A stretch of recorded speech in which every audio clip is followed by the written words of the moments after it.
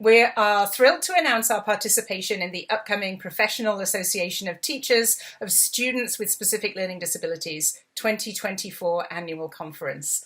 This event presents an excellent opportunity to explore how neuroscientific insights can directly and indirectly shape our approaches to supporting students who are struggling with reading.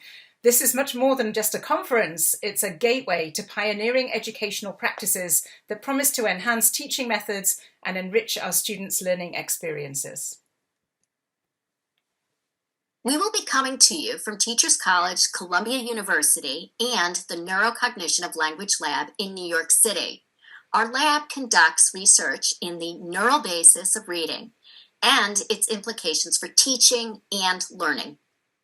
So I'm Karen Froud. I'm the director of the Neurocognitive Language Lab, and I'm a professor of neuroscience and education in the Department of Biobehavioral Sciences at Teachers College, Columbia University, right here in New York.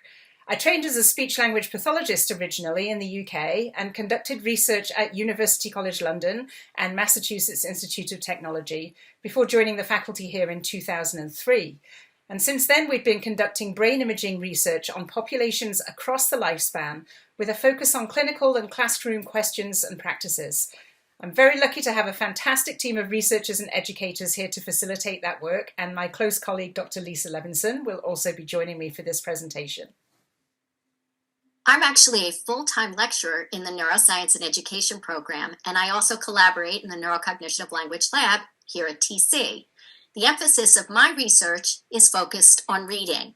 And I'll also share that I bring a unique perspective in that I myself have dyslexia. And the lab conducts theoretically grounded empirical research using behavioral methods and electroencephalographic methods, which we'll talk more about in just a second, to increase understanding of the processes and representations involved in speech, language, and cognition, and to inform best practices in clinical and educational venues. The research we do primarily involves electroencephalography, or EEG, which records the brain's activity using nets that are fitted with electrodes embedded in sponges that sit on the scalp. These electrodes pick up the brain's electrical signals, which need to be amplified for analysis. The process involves filtering out noise or unwanted signal to isolate the brain's activity related to a particular task. The amplified and processed signals are then converted to a visual waveform. These waveforms represent the brain's electrical activity over time, allowing researchers to index responses to timed, locked stimuli. The entire process is non-invasive, safe, and painless, providing a window into the brain's functioning through its electrical chatter. Right, and we can use this method to capture information about what happens in the brain during complex cognitive tasks like reading. In fact, all of our experimental inquiries require us to synthesize the broader research, and we attend and host scientific conferences related to the science of reading. So this puts us in an excellent position to share the neuroscientific perspective on reading acquisition and the challenges that can present and the implications for classroom practice. We are working hard to push educational neuroscience into the classroom, and to that end, we do whatever we can to foster bidirectional relationships with teachers who are dealing firsthand with the individual differences that define learning. At the heart of our mission is the empowerment of educators with innovative tools and insights derived from educational neuroscience.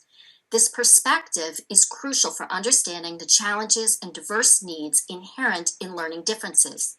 Our work aims to bridge the gap between neuroscience and classroom practice, bringing cutting-edge neuroscientific understanding directly to teachers who can apply it most effectively.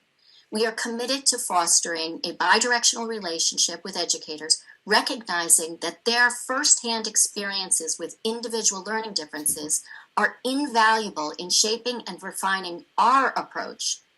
Through this collaborative effort, we aim to integrate educational neuroscience into everyday teaching, enriching the learning experience for all students, especially those with learning differences. So we can't wait to get together and discuss how does the brain form the necessary networks and the efficient circuitry to support reading, and how do evidence-based strategies contribute We hope you will join us for a stimulating and engaging presentation on the underlying neural mechanisms and their impacts on learning.